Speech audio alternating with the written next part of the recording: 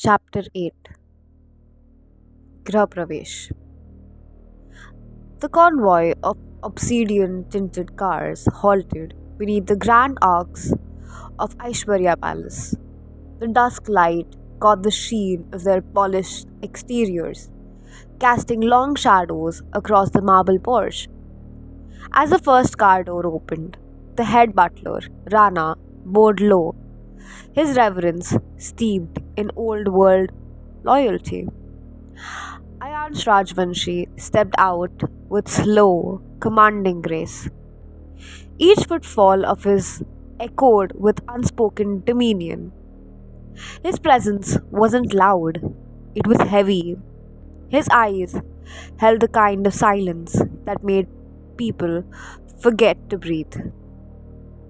Every line of his jaw, every flicker in his gaze, screamed royalty and ruin. From the car behind him, Ekta Tripathi emerged. Her gaze immediately locked onto Ayansh, not as a judge, but as a woman deciphering a riddle carved in obsidian. He was a closed book, yes, but the kind whose pages bled truths if you stared long enough.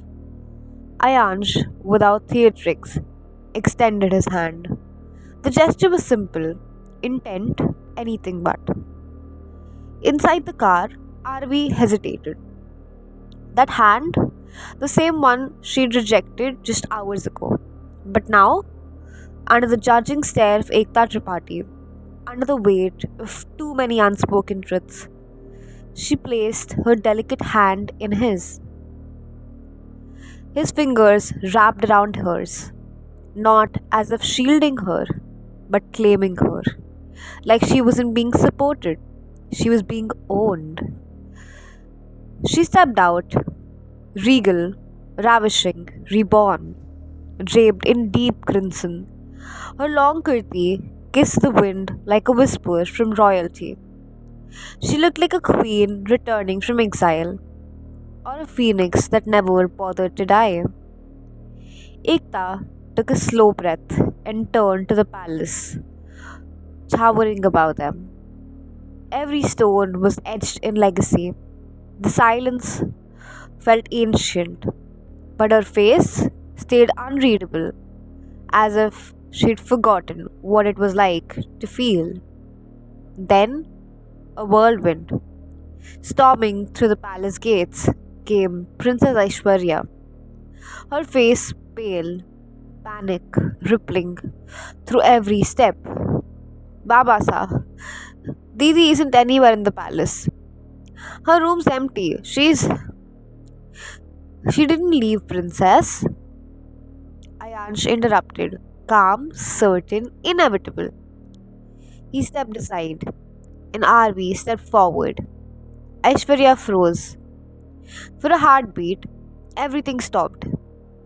Her eyes widened, shocked, disbelieving, and then she flew into RV's arms. They weren't just sisters, they were a breath and a heartbeat apart.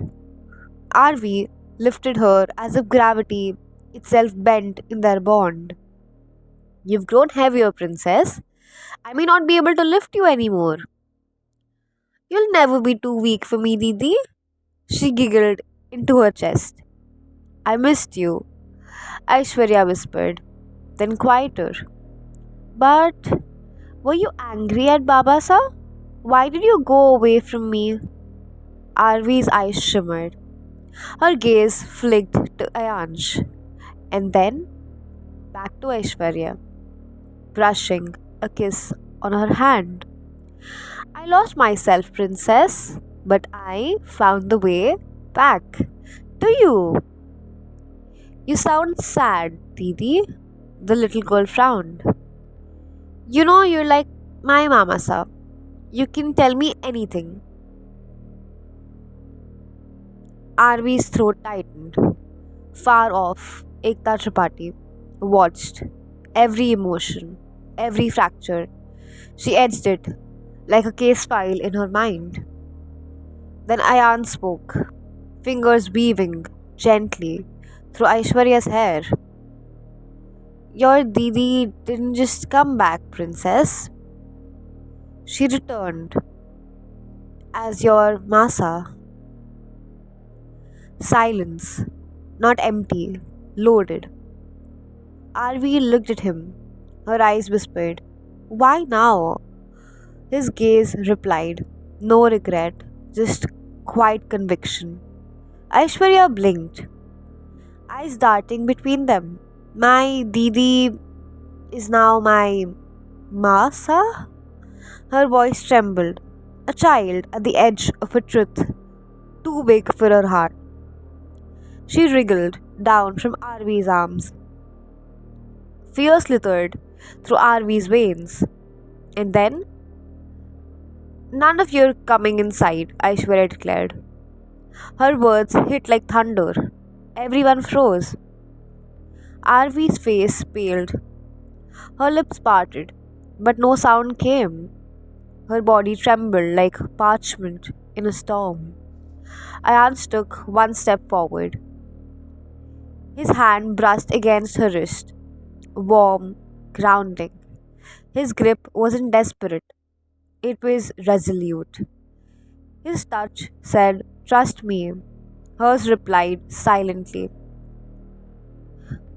"That's what you broke, Mamasa." Ekta's voice cut through the air like glass.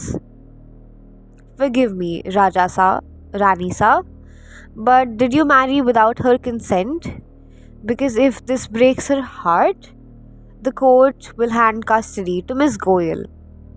A child's sorrow will outweigh royal seals."